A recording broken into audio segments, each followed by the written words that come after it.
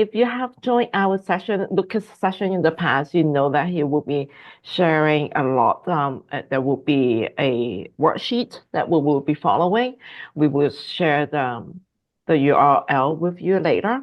And there's so much that is happening in OpenAI. We've been talking about this before you all join, but we really want to focus today's talk on assessment and how we can use AI or what we should get our students to get ready for using for these tools when we give them assessment. What else? So I'm we just will going to be, share the worksheet right now as we're talking, thank you. Yes. and I'll mention just really quickly. So the worksheet is a Google document, and as mentioned previously in these sessions, I think the best way to learn about generative AI is to play with it.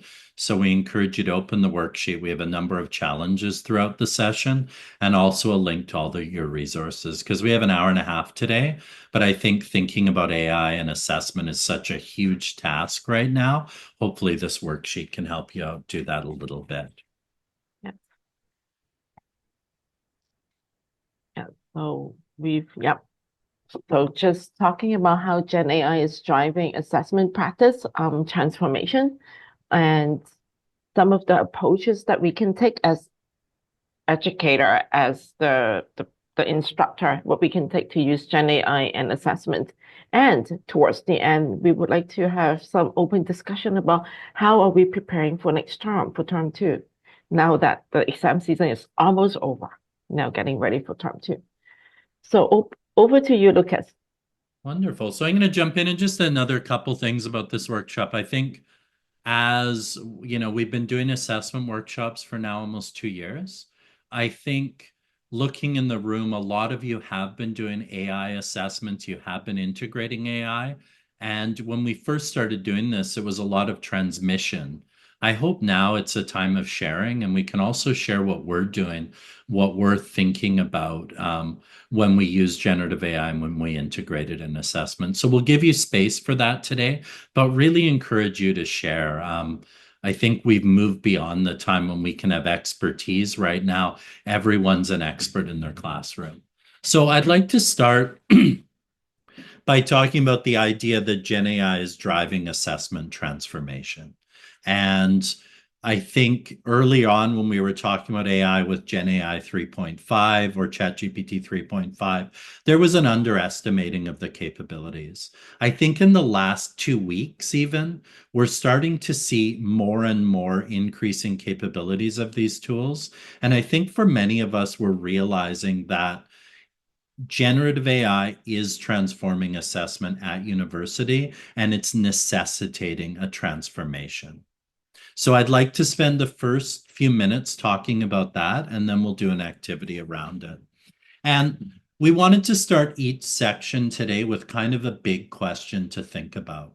So, how will advancements in AI reshape our discipline and profession? And what changes in student preparation and assessment will be necessary to adapt effectively? I see this with my son. He's 14 years old, and it's very interesting to watch him do dated assessments that aren't speaking to AI and trying to think about where that's going to fit in his pathway. So, how can we help our students think about those skills? So, the first reason I think that generative AI is transforming assessment is rapidly changing capabilities. And these are a few of the ways that we're seeing generative AI now surpass student level work and often be undetectable by evaluators. So we know that generative AI is quite good at writing critical reflections. Lee et al. In a study of pharmaceutical sciences found that generative AI wrote critical reflections better than students generally, and the evaluator couldn't differentiate whether they were written by AI or written by a student. We also know that generative AI can do well at most standardized exams now. Standardized exams such as the LSAT, where generative AI scores in the 80th percentile, medical exams, business exams, we're really seeing generative AI being capable enough to benchmark against these tools. coding more and more, I think, in our day-to-day, when we code, generative AI is becoming part of the coding practice. And we know that it can write quite well in tools like Python, or sorry, code bases like Python, etc. And this is really changing how we think about teaching programming and how we think about coding in general. And then written essays. I think written essays is the the space that generative AI impacted the most significantly right away. And while it may not always write as good as students, often it can create passable, if not well-written work through generation. So when we think about all of these capabilities, which are growing by the day, this week OpenAI came out with multimodal AI so that I can now take a video of my living room and it can tell me what it sees. As these capabilities increase more and more, it brings up questions around academic integrity and learning rigor, as well as how we can help students develop these skills. The second area to think about in terms of transforming assessment is how we're starting to transform the necessary skills. When we think about terms like authentic assessment, it's useful thinking authentic to what? What will students be doing when they are a political scientist, when they are a teacher, when they are a nurse? That's going to involve generative AI and involve using AI throughout their workflows. So I'll just read this quote from Boskert et al. This is a great manifesto that was published about a month ago by Boskert about generative AI. Students must be prepared for a future in which Gen AI technologies may increasingly shape workflows, decision making, and even interpersonal relationships in professional settings. This will necessitate a dual focus, teaching students how to leverage Gen AI for productivity and innovation, while also fostering a subtle appreciation of its impact on privacy, job displacement, equity, and broader societal norms. So, how can we start thinking about assessments and assignments as a way to prepare students for this changing competencies, knowledge, and skills required? What are some of these changes? On this chart, I've shown a couple of the areas that we're already seeing change in. One is job changes. LLM, similar to what the internet has done previously, is already creating a whole new class of jobs around things like prompt engineering, evaluating prompts, and some jobs will be disappearing. How do we prepare students for this? Next is how do we think about this shift towards analysis and evaluation? Previously, we've spent a lot of our time in the creation space, searching and creating. What does it mean now to spend our time more evaluating output and integrating output? Thirdly, reliance on AI. How do we help our students think about that balance? When is it important to have a human in the loop? When is a task something a human should be doing? When can be a task be offloaded to AI? When should we not ever automate something? And metacognition. How can we help students think about their own cognition, think about their own thinking, their own learning in relation to generative AI? So for our first activity, what I want to do is a bit of a reflective activity with you using generative AI. And I want to kind of give a shout out, even though I don't think she's here, to Gwen at BC Campus, who integrates a lot of these AI reflective activities within her teaching. So what I want us to do for this activity is to think about how someone in our discipline, what new skills are emerging in our discipline that students may need to learn. And to do that, we're going to use generative AI as part of this activity. So what I'd like you to do is take this prompt, you'll find it on the worksheet, and copy it into a generative AI tool that you're comfortable with. I'm going to use Claude today. I use Claude quite a bit in my work, but you can use ChatGPT or Copilot. And if you paste in this, let me try that again.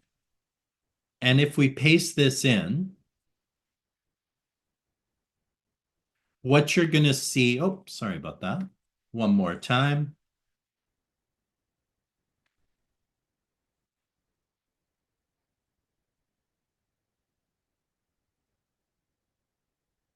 Just give me a moment here. I think I wrecked our prompt here. Let me just undo that. Give me a sec. There we are. So I'm going to take this prompt here, paste it into Claude, and then I'm going to make a couple changes on the prompt. So act as a higher education futurist with an expertise across diverse disciplines. The context is higher education at a tier one research university in British Columbia. If you're somewhere else, you can change that out as well. Referencing signature pedagogies. So signature pedagogies is developed by Schulman. It talks about what different beliefs and values we bring to each discipline. Describe three ways in which generative AI will transform disciplinary knowledge and required skills within the field of, and you can change the field out. So I'm going to change this now for myself to adult education. So I'd like you to run this prompt. And what that's going to do is it's going to give you some ideas, again, according to AI, about how your particular disciplinary skills might be changing. In this case, it's going to enable real-time analysis of the labor market data, etc. So using that output from the prompt, I'd like you to reflect a little bit on, is this accurate for you? What other ways do you think your discipline or your area of study is changing? What skills are required and what new competencies are emerging?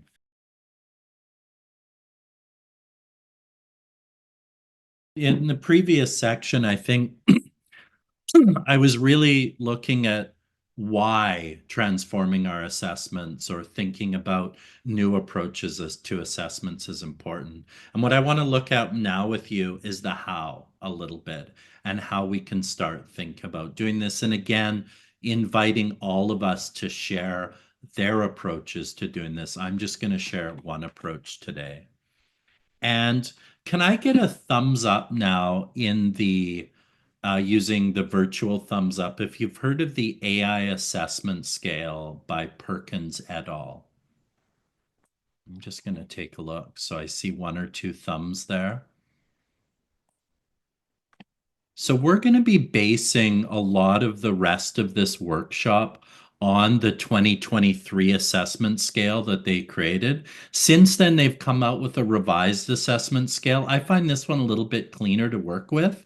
So we're going to use this assessment scale for much of the remainder of the workshop. And what the assessment scale is Perkins et al. We're trying to find a way to think about how we might integrate AI in our assessments in different ways, and also how we might communicate that integration to students for different assignments so they know how and why they're using it in that way. So the top of the scale is no AI.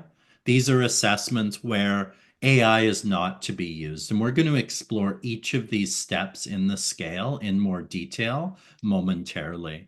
The second level is AI as a study tool. And this is actually a revision I made to the framework based on a use of AI that I'm seeing quite a bit, is the use of generative AI in an assessment for self-study, independent study, to improve study skills.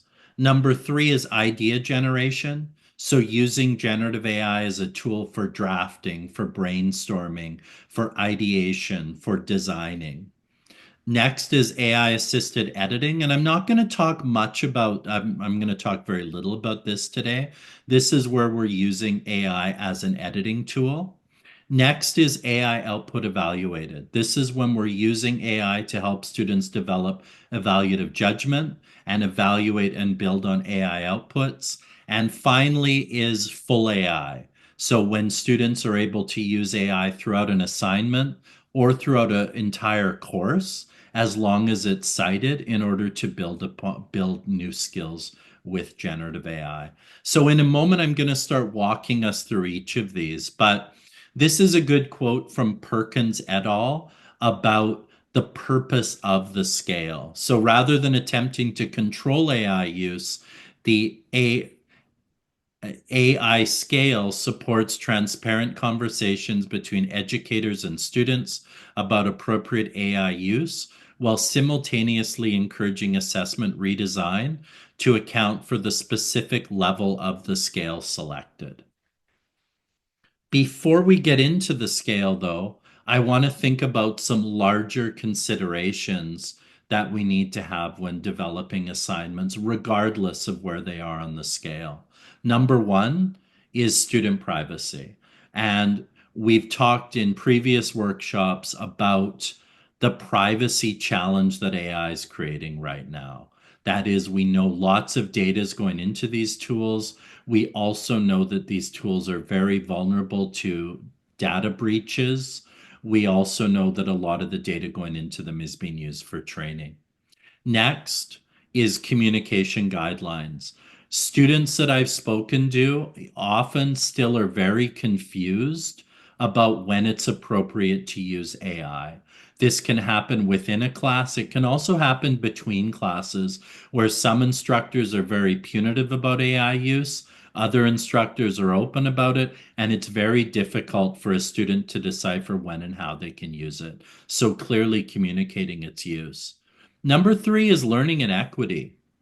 I think at the heart of generative AI right now is this equity challenge. Thinking about if we allow generative AI to be used, how are we going to ensure equity between students who are using paid versions, students using generative AI well, for students who aren't? How are we going to think about the equity for students who are uncomfortable for using it for ethical reasons, often based on intellectual property violations or environmental impact? But we can also think about learning equity when we ban the use of AI. So if we ban the use of AI, how is that going to be equitable? Because we know that it's very difficult either using AI detectors or having a human judge whether AI is being used to tell if a student's being used it. So how are we going to have an assignment that's equitable for everyone when some students may be using AI? Ethical AI use, like us, where we know there's ethical challenges around AI, how are we going to help our students think about these ethical issues?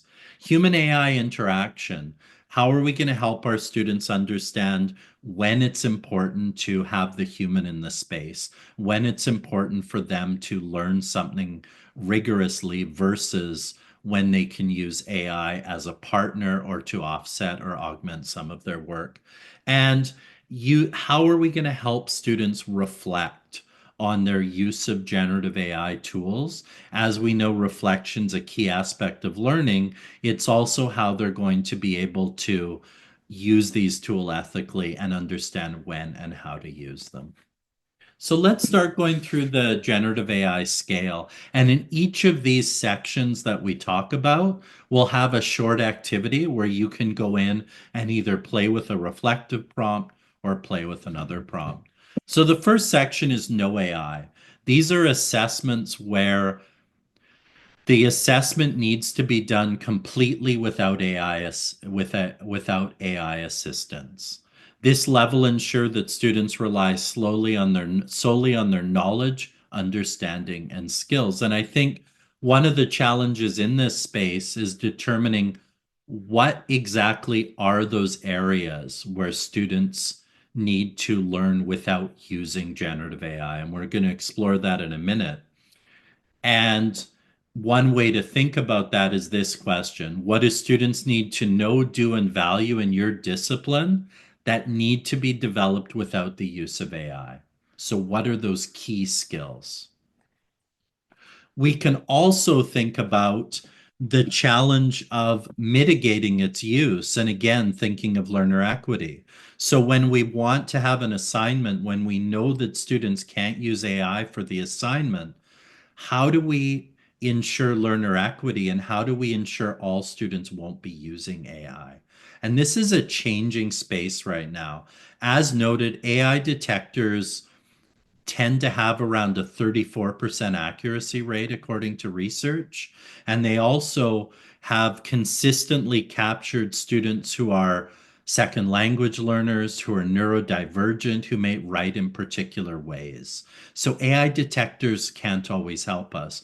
We also know that human detection is problematic. If you go on Reddit and search, "I've been falsely accused of using AI," you'll find hundreds of posts by students who have been accused of using AI, often when they're not using it, because faculty sometimes assume that they can tell when AI is being used when they can't always. So a couple approaches we've seen used. One, probably the biggest approach, is in-class elements. At the University of Sydney, for example, they've created an approach called two-lane assessment. If assessments don't require the use of AI, they need to be done in person in a secured in-class environment. That's the only way that they have of ensuring that students don't use AI. Other assessments at U of Sydney, students are able to use AI within the assessment. So we know that in-class is one space that we can ensure learner equity and better supervise where AI is being used. The challenge here is this impacts learner flexibility. It impacts accessibility as well. Number two is process emphasis. So thinking about the process of learning rather than the product of learning. So how can we break down different learning tasks to focus and reflect on the process involved in them? Number three is AI task limitations, acknowledging that AI, as of now, still has areas where it does make significant errors. This can be in new references. It can be in particular specific classroom contexts that it hasn't learned.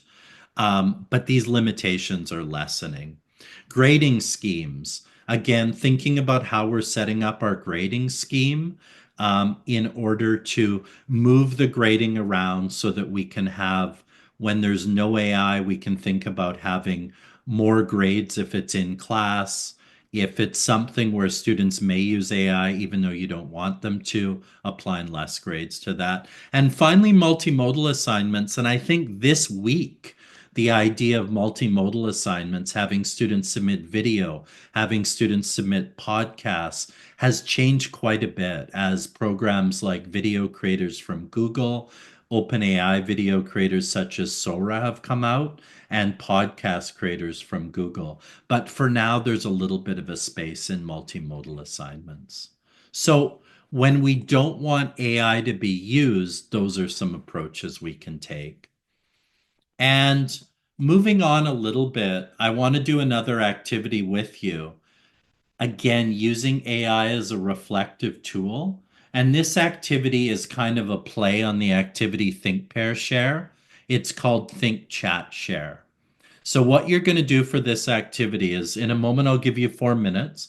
I want you to reflect on some of the skills and knowledge in your disciplinary context that must not be learned with AI. So they require students to learn them without augmenting through an AI tool. Number two, I'll show you the prompt in a minute, but I've put in a prompt to help you try to identify some of these skills. So I'd like you to enter the prompt and then reflect on the prompt. What resonates with you from the output of the prompt? And really, what is the core part of what you do that doesn't require AI and you need students to learn? And then finally, we'll have a bit of a sharing sessions when you share what skills in your discipline need to be learned without generative AI, and how are you mitigating the use of generative AI when it's appropriate. So I'll just show you the prompt here. It's under challenge 2. Again, I use the political science professor example. So I am a professor in political science at an R1 research university. I know my students need to learn some skills to complete without the assistance of GenAI, but other skills knowledge, let me change that a little bit. I had a bit of an error in there. Without using AI. Create a table that's showing skills that students need to learn without AI. So I'll get you to take that prompt and enter that into Claude or ChatGPT or Gemini. And that should give you a table of skills that students will need to learn without augmentation from AI. And looks like ChatGPT's stalled on me. So I'm going to use Claude instead here, use the same prompt, and we'll see what output we can get.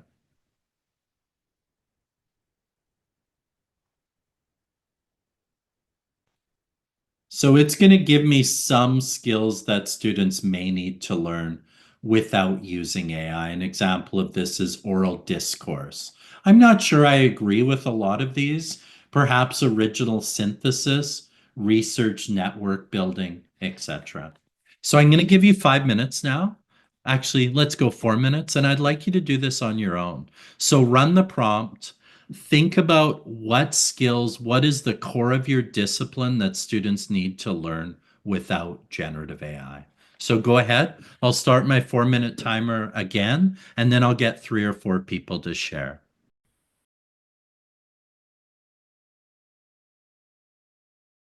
I want to move on to the next level, and that's generative AI as a study tool. And I think, again, this is a level that I added to the framework, but for me, I think this is one of the most important areas of generative AI right now is what does it mean for day-to-day student learning? What does it mean for self-directed learning? And how can we help students leverage these tools more in their own learning rather than just as an output tool? So again, I'll start off with a big question here. How can you guide your students to effectively use generative AI in enhancing their study strategies and learning approaches? So what does this look like? And just a couple examples of what this might look like. Number one is students can use generative AI prompts to develop questions and study materials for most topics. They can use generative AI for research and exploration, use generative AI for knowledge organization. And I'm going to show an example of that in a moment with something called Google LM. They can use generative AI as a coach in a way to help coach them through the learning process. They can use generative AI as a tutor. Again, generative AI, either tools like the Canmingo tool, which is a tutoring tool, or just using a prompt to make the tool into a tutor. And I've used this example in previous workshops. I have my son who's 14 sit down for about an hour now, many nights, and use generative AI to tutor him through different areas of his work. I take pictures of his notes, upload them, and ask generative AI to tutor him, and it's quite good at that. I do have to teach him to cross-reference what he's learning, also for content summarization and review. So let's go through a couple specific examples. This is a tool called StuckBot, developed in the US, and I think it's at Boston University. The purpose of this tool is to help undergraduates talk through getting stuck in their coding process. So when students are stuck, it helps them by providing them not only with ideas about coding, I think in this case it's Python as well as mathematics, but it's also been trained with learning theory. So it helps them think about the being stuck and the importance of reflection, etc. The next example I wanted to share with you is Google LM. And can I get a thumbs up, a virtual thumbs up, if you've used Google LM before? So I'm just going to take a quick look here. So I have a couple thumbs up. So I think Google LM is developed by Google, and one of the main purposes of Google LM is for knowledge organization. So here's an example I'm sharing now of a Google LM that I created. This was for a pretend biology class. So what you can do with Google LM is you can add up to 50 sources into it. These sources can be YouTube videos, they can be web articles, they can be PDFs. In this case, I uploaded a biology textbook into there. And what you can do from there is they can start transforming this work to study with it. So if I want to create a briefing doc, I can click on briefing doc and it will automatically generate a briefing doc or an FAQ based on this. And I can start building up notes and building up these FAQs. Something that it also does, which is interesting when we think about UDL, is it can generate podcasts. And I'm just going to play this for you briefly. Again, this is a really interesting way. Some faculty are starting to use this as a way for students to summarize syllabuses or notes. Welcome to the deep dive. Today we are diving into the world of biology. Oh, yeah. And you've given me some pretty hefty sources to work with. Yeah. We've got So again, this podcast is interesting because it's actually creating the podcast, which is a different way of engaging the knowledge just through AI. What's interesting is as of yesterday, you can also join the podcast. Welcome to. Oh, hey, our listener wants to join in. What's up? Can you tell me about why biology is important? That's a great question. And honestly, it's kind of the whole point of why we're doing this deep dive. Yeah, it's easy to get lost in all the details, but the big picture is really important.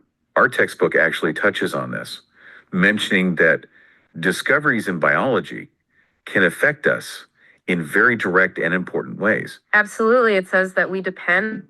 So just to kind of give you an example of what knowledge organization might look like and what it might mean for a student to set up a Google LM, or another similar tool is something called Unstuck AI, which quite a few students are using now, and upload course materials and related course materials and use this as a knowledge base that they can go through and, study from, change the way the material's set up. Another way that we may want to use generative AI is as a tutor that I mentioned. So again, I'm going to turn it over to you with a challenge. And for this challenge, what I would like you to do is you can take the challenge in two different ways. If you're comfortable with signing up for Google LM, I've linked to a document here that explains how to sign up for it. You can play with Google LM, upload a document, play with it, think about how that might work for your class. Or if you've preferred, I've included a tutoring prompt below. Act as an experienced tutor with a background in botany. You have extensive knowledge of botany and biology. Ask me questions one at a time to help me better understand. Play with generative AI as a tutoring tool to get a feeling for what that might mean. So I'm going to give you 4 minutes on this. Actually, let's go 5 minutes on this step. Again, you can either play with Google LM, sign up for Google LM, play with it, or try out the prompting if you would prefer. And the overall goal here is to think about helping students use generative AI as an assessment tool. And I do see a question in the chat as you're doing this. Can you comment on the security of these platforms? Our IT group generally discourages use of Google tools. I think all of these tools right now have some significant challenge in terms of security and privacy. And what I would say is giving students choice, thinking about what the approved tools are within your institution. For example, at UBC, ChatGPT 3.5 is approved for student use without login, as is Microsoft Copilot. On the other hand, to kind of put a different hat on, we know that students are using these tools a lot within their studies.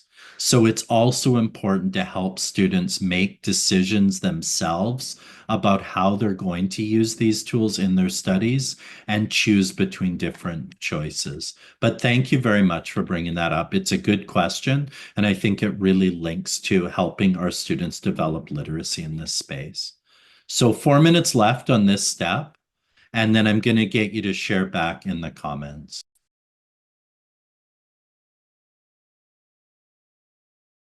And I want to get to the next way, and that's using generative AI as an idea generator. as part of an assignment. So rather than students using generative AI for the final submission, allowing students to use it as a brainstorming tool or a design tool or an ideation tool to improve the final output of the work and their thinking in a particular area.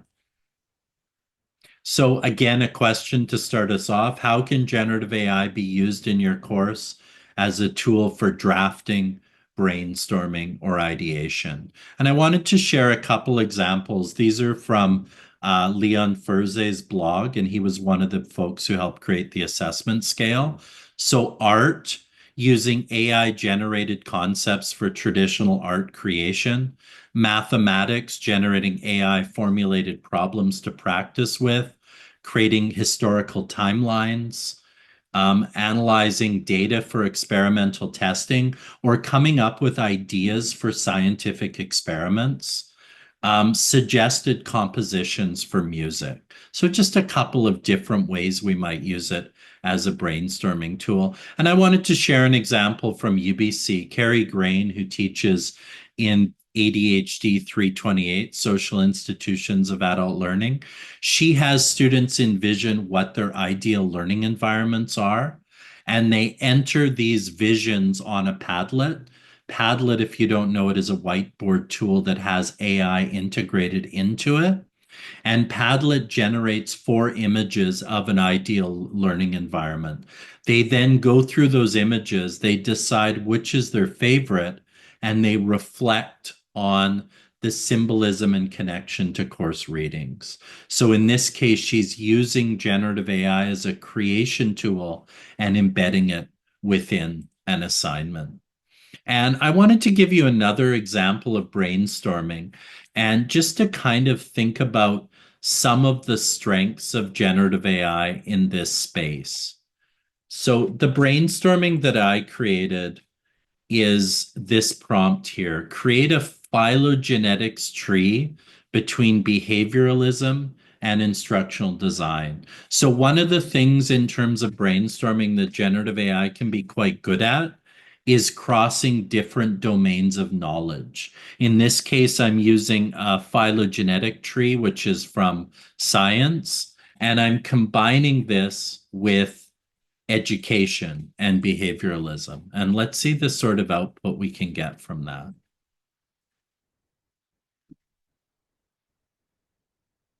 So it's going to give me a simplified explanation of this because they don't have true evolutionary roots. But what it's going to do is look at origins in education and find commonalities between them. So again, I think this is really fascinating now. We're jumping between 2 different domains and using this as a rich way for students to brainstorm.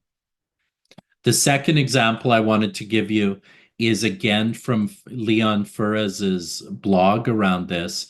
And what he's doing is he's getting students to input their design brief and to use that to create a thinking routine based on the concept sort, connect, and elaborate. So again, he's using this in the context of business for a more complex brainstorming. And I'm just going to put that in now. And so it's going to use this thinking routine, generate, sort, and connect. And it's going to use this to make a brief with different sustainable furniture ideas based on the client brief that was shared. From there, students will be able to build on this. Oh, wow, it created this table. I did not expect that. So it's automatically generating this table as well. So back over to you. I've included 2 different brainstorming prompts. And what I'd like you to do now is to spend, let's just do 2 minutes on this. Try one of those brainstorming prompts out and generally think about how generative AI can be used as an assignment in your class for ideation, brainstorming, or drafting.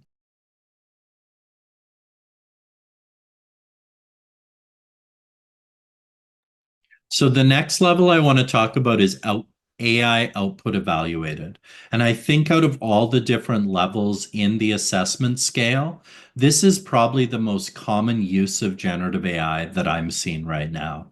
We know that generative AI is 100% confident, but maybe 70 or 80% accurate. And what this gives us is a learning space that we can use to help students develop evaluative judgment, but also to create a productive learning space within our class based on this output. So a question to start us off: what assessments and assignments can you design to foster students' evaluative judgment while addressing the challenge of generative AI inaccuracies and biases? So there's a few different ways that students can analyze generative AI output as part of an assignment. And I've taken all of these from a paper about evaluative judgment that I've linked in the resources by Behrman et al. So number one is bias. We know that generative AI tools contain bias. Students can analyze the outputs from generative AI to try to determine the implicit bias within those outputs and what perspectives may be within there but not identified. Number two is accuracy. We know that generative AI, again, makes errors. Having students evaluate the output of these tools to determine these errors can be a rich space of learning. Specificity.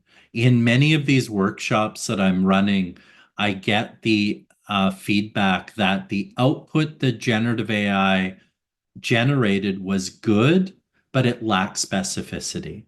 So having students analyze the output and note areas where the output's fairly generic, but also add that specificity into the output. Resources used. One of my colleagues not colleagues, librarian at BCIT, Ian Linklater, uses something called the SIFT method, which I'll share with you after this workshop, to have students go through the outputs of ChatGPT and find the resources that those outputs might have been based on. So kind of trying to figure out the resources that are embedded within that result can be a space of productive learning and can also help students develop information literacy. And finally, the process that students used. What prompts did they use with generative AI? And what were the results that they got by using those prompts? How can they refine those prompts to get a more improved output? So lots of different ways that we can get students to think about the outputs that they're getting from generative AI and use this as a learning space. I'm not going to do the activity around evaluative judgment right now, but again, this is another space where we can develop assignments around. And the final space I wanted to talk about is an area that I'm finding is growing quite a bit, is the full use of AI in an assignment. So that means allowing students either throughout a course or throughout a particular assignment to use generative AI in any way that they want to use it. They can be using it for spell check. They can be using it for generation, for brainstorming. They can be using it throughout their entire project. And a question we can think about: what assignments in your course are such that students can augment their learning with AI without limitations? And just to kind of connect that to the future skills. We talked earlier about skills that students are going to need in your discipline with generative AI. This can be a good way to help them develop these skills.